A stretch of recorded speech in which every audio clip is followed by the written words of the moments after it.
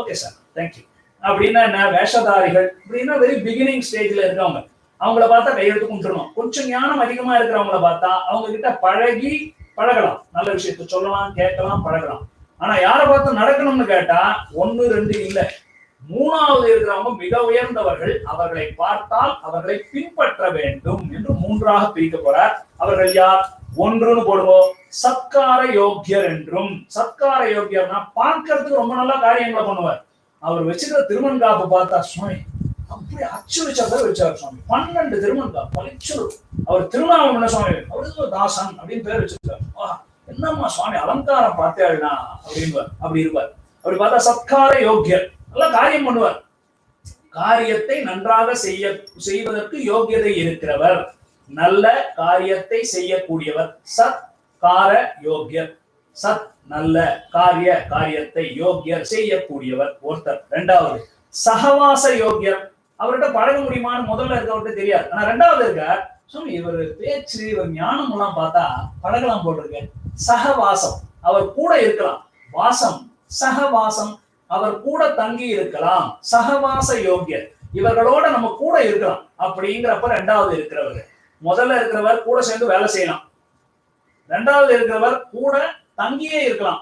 3வது சதா அனுபவ யோக்கியர். சக பாருங்க, சத் சக சதா, சதான எப்பொழுதும் அனுபவ யோக்கியர், அவர் என்ன செய்யறாரோ அதை அனுபவிச்சுட்டே இருக்கலாம், அவர் செய்யறத நாமும் செய்யலாம். 3ஆவது வச்சுட்டாரா, சதா சத்கார யோக்கியர், சகவாச யோக்கியர், சதா அனுபவ யோக்கியர் என்றும் இதை பிரிக்கிறார். இதில் 3 பிராக்கெட் போட்டுக்கோங்க நான் சொல்றத. சத்கார யோக்கியர் ஆவார் ரூப நாம பிரதானர், உச்சாரண பிரதானர், அபிமான பிரதானர். Bracket close. டெஃபினிஷன் கொடுத்துட்டார். யார் சத்கார யோக்கியர்னு கேட்டா ரூப நாம பிரதானர், ரொம்ப அழகா உடம்பு வச்சுக்குவார், நல்ல திருமண் காப்பு சாத்திக்குவார், நல்ல திருநாம திருமண் இதெல்லாம் வச்சு பேரெல்லாம் நல்லா வச்சுக்குவார், அதுல ஈடுபாடு இருக்கிறவர். உச்சாரண பிரதானர், நம்ம வாயில பேச தெரிஞ்சவர். அபிமான பிரதானர், பகவான் இடத்துல ஆசை இருக்கிறவர், அடியாரோட இடத்துல ஆசை, அவ்வளவுதான். பிகினிங் ஸ்டேஜ் அப்படின்றவரோட விட்டுட்டார். இவர் சத்கார யோக்கியர். 2வது கோடு பிராக்கெட் போட்டுக்கோங்க, சகவாச யோக்கியர் ஆவார் ஞான பிரதானர். ஒரு ஸ்டெப் மேல போது பாருங்க, வெறும் நாம தாமத்துல ஈடுபாடு இல்ல, ஞானம் நல்ல பேச்சு பாத்தீங்கன்னா ஞானத்தோட பேசக்கூடியவர் ஞான பிரதானர். ஞானம் மாத்திரம் இல்ல, அனுஷ்டான பிரதானர். எப்படி ஞானம் இருக்கோ அந்த ஞானத்துல சொல்லப்பட்டபடி நடந்து கொள்ளக்கூடியவர். முதல்ல இருக்கவர் அப்படியே சூப்பர் ஃப்ளூயஸ் அப்படி வச்சுக்கோங்க நம்மள போல.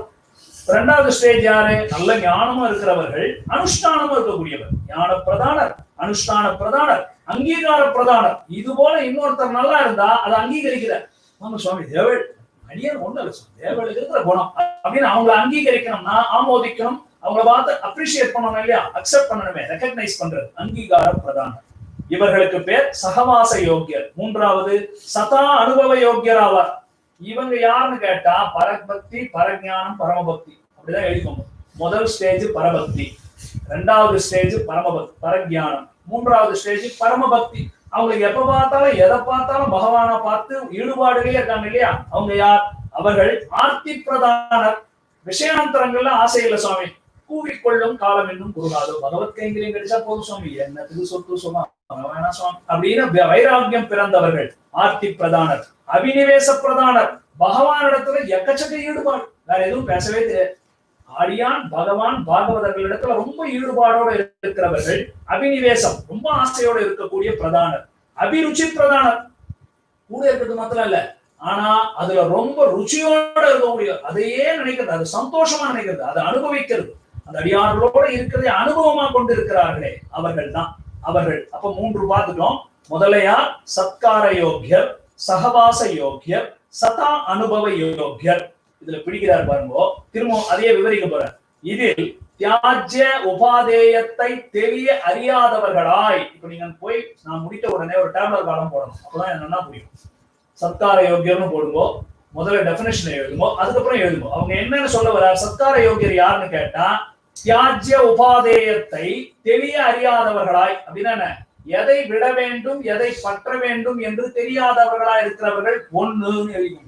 அப்ப முதல்ல இருக்கிறவங்க யார்? சுவாமி ஏன் சிவவைஷ்ணவன் பஞ்சசம்சாரம் ஆயிடுச்சு சுவாமி அப்படின்னு அகங்காரத்தோட இருக்காங்களே, எதை பற்றணும் எதை விடணும்னு தெரியாதவங்க, அப்படி இருக்கிறவர்கள் தான் முதல்ல இருக்கக்கூடியவர்களான சத்கார யோக்கியர். அவங்க எப்படி இருக்காங்கன்னா சம்பந்த மாத்திரமே ஆனவர்கள். அவங்க கிட்ட என்னடா இருக்குன்னா ஸ்ரீ வைஷ்ணவ சுவாமி ஆச்சாரிய சம்பந்தம் ஆயிருக்கு, அவ்வளவுதான். அவங்க என்னன்னு அவங்க கிட்ட பெருமை கேட்டா என்ன சொல்லலாமா, சுவாமி ஸ்ரீ வைஷ்ணவர் என்ன சொல்றது, ஆச்சாரிய சம்பந்தம் ஆயிருக்கு, அவ்வளவுதான் அப்படின்னு இருக்கிறவர்கள். அவர்களை பார்த்தா என்ன பண்ணணுமா, அப்ப முதல்ல பாக்குறவங்களை பார்த்து கோடு போட்டுக்கோங்க, நமஸ்கார யோகியர். அப்போ சத்கார யோகியரை பார்த்தா அவங்களுக்கு என்ன இல்ல, எது விடணும் எது பட்டணும்னு தெரியாது. அதனால அவங்கள பார்த்தா எப்படி இருக்கணும், கையெடுத்து கும்பிடலாம், அவ்வளவுதான் நமஸ்கார யோகியர். ரெண்டுன்னு போட்டுக்கோங்க, பிராக்கெட் ஓபன் பண்ணிக்கோங்க. தெளிந்த ஞானாதிகரான சப் பிரம்மச்சாரிகள். இன்னும் சில பேர் இருப்பாங்க, அவங்க நம்ம கூட சுத்தி கொண்டு இருப்பார்கள், மற்ற விஷயங்கள்ல ஈடுபாடு இல்லாம பிரம்மச்சாரிய போல வாழ்வார்கள். கல்யாணம் பண்ணிருக்கலாம், குழந்தை குட்டியோட இருக்கலாம், ஆனா அதுல ரொம்ப ஈடுபடாம பகவத் விஷயத்துல ஈடுபட்டு இருக்கிறவங்க இருக்காங்க இல்லையா, சப் பிரம்மச்சாரிகள், நம்மோட கூட இருக்கக்கூடியவர்கள், ஆனா நல்ல ஞானாதிகள், நல்ல பகவத் ஞானம் பாகவத் விஷயம் எல்லாம் கேட்டவங்களா இருந்தா அவங்க போதையந்த பரஸ்பரம் பண்ண யோகியர். அப்ப ரெண்டாவது இருக்கக்கூடிய சகவாச யோகியர் யார், அவங்களோட பரிமாறலாம், போதையந்த பரஸ்பரம், அவங்களோட பேசலாம், நல்ல விஷயத்தை சொல்லி கதை கேட்கலாம் இல்லையா, துஷ்யந்திச்ச ரமந்திச்ச போதையந்த பரஸ்பரம் என்று கொண்டாடலாம், அதற்கு யோகியர்கள். மூன்றாவது யார் சுவாமி, மூன்றாவதுதான் சதா அனுபவ யோகியர். அவங்க யார், ஆச்சாரியனும் சத ஆச்சாரிய சதுர்சமும். ஆச்சாரியன் அந்த நல்ல ஆச்சாரியனுக்கு ஒத்து இருக்கிறவர்கள். சில பேர் இருப்பாங்க இல்லையா, இப்ப நம்ம பாக்குறோம் பூஜ்ய ஸ்ரீ சுவாமிகள், பல பேர் பெரியவங்க எல்லாம் பாக்குறோம், ஜிஆர் சுவாமிகள், பல பேர் பாக்குறோம், வித்வான்கள், அவங்களுடைய நடையில பாக்குறோம், பல சுவாமிகளை பாக்குறோம். ஆச்சாரியனும் ஆச்சாரியனை ஒத்து இருக்கிறவர்களோ அது போல இருக்கக்கூடிய உத்தேசிய தயா அனுவர்தனியர். அவர்களை எப்படி பார்க்கணுமா, அவர்கள் அவங்க நடந்துக்கிற மாதிரி நம்ம நடந்துக்கணும். அனுவர்த்தனியர், அவர்களை போல நடந்துக்கணும். ரெண்டு, அவர்களுக்கு கைங்கரியம் செய்யும். அவங்க கருணையை எதிர்பார்த்து அவர்களுக்கு அனுவர்த்தனம், அவர்களுக்கு கைங்கரியம் செய்யணும், அவங்க செய்யற மாதிரி காட்டுகிற வழியிலே நடக்க வேண்டும் என்று மூன்றாவதாக பிரித்தார் என்றபடி. இனி ஸ்ரீ வைஷ்ணவ விஷயமாக அப்படியே ஒரு படிக்கட்டு மேல போறார். சரி, நாம சொன்ன உடனே யோசிச்சோம், சுவாமி இந்த மூணு பேர்ல அந்த முதல்ல இருக்கிறவர்கிட்ட அபச்சாரப்படலாமோ, ரொம்ப பிகினிங்ல இருக்க அபச்சாரப்படலாமான்னு கேட்டா திட்டார். யாருகிட்டையும் அபச்சாரப்படக்கூடாது, அழகா எழுதுறார். இனி ஸ்ரீ வைஷ்ணவ விஷயமாக திரிவித கரணங்களாலும் அபராதம் பண்ணாதொழிவார் பிராமணிய யார் எப்படி இருக்கணும்னு சொல்றார். மூணு, மனசு காயம் கர்மம், மனசாலையும் கர்மத்தாலையும் வாக்காலையும் அபச்சாரப்படக்கூடாது இல்லையா, மனசு வாக்கு கர்மம் மூன்றாலையும் பாகவத அபச்சாரம் பண்ணக்கூடாது. பண்ணாது ஒழிவார். அவங்க யாருன்னு கேட்டா பிராமணியத்துக்கு. ஒருத்தர் பிராமணன் எதுக்கு ஒத்துக்கிறோம், சுவாமி தலையில சிக்கை வச்சிருக்காரா, யஜ்யோபவீத தாரணம் இருக்கா, விப்ரத்துவம் பிராமண குலத்துல பிறந்தாரா, மூணுதான். சுவாமி அவங்க அப்பா அம்மா எந்த குலத்துல பிறந்திருக்காரு, பிராமண குலம், அப்படியா, தலையில என்ன இருக்கு, சிகை இருக்கா, சிகை இருக்கு சுவாமி, பூணூல் போட்டிருக்காரா, அவ்வளவுதான் பிராமணன், வேற என்ன பேச்சு அப்படிங்கிறாப்புல. பிராமணியத்துக்கு சிகா யஜ்யோபவீத விப்ரத்துவம் மாத்திரமே போருமா போலே பாகவதபச்சாரத்துக்கும் ரூப நாமதார வைஷ்ணவம் மாத்திரமே போரும். அதனால நீங்க அபச்சாரப்படும் போது அவங்க இவங்கன்னு பார்க்க கூடாது. யாரெல்லாம் ஆரம்பத்துல ஒருத்தர் பார்த்தோமே அவர்கிட்டயே படக்கூடாது, அப்படின்னா மற்றவங்க கிட்ட படலாமான்னா படவே கூடாது. அப்போ பாகவத அபச்சாரப்படும் போது இவர் பாகவதரா சுவாமி அப்படின்னு நம்ம நினைக்க கூடாது. யாரா இருந்தாலும் அவங்க கிட்ட பாகவத அபச்சாரம் படக்கூடாது என்று முடிக்கிறார். பிரம்ம விதக்ரேசர பிரபன்னாதிகாரி விஷய அபச்சாரமும், யாரெல்லாம் பரபிரம்மமான பகவானிடத்திலே ஈடுபாடு இருக்கக்கூடிய பிரபன்னாதிகாரி விஷய, பிரபன்னாதிகாரன சரணாகதர்கள், பரபிரம்மத்தினிடத்துல தன்னுடைய ரட்சையை கொடுத்திருக்கக்கூடிய சரணாகதர்கள் இருக்காங்க இல்லையா, அவங்க விஷயத்துல அபச்சாரமும், உடலும் உயிரும் பிரியும்படியாய் சத்தா விதானமாம்படியாய் இருக்கும்.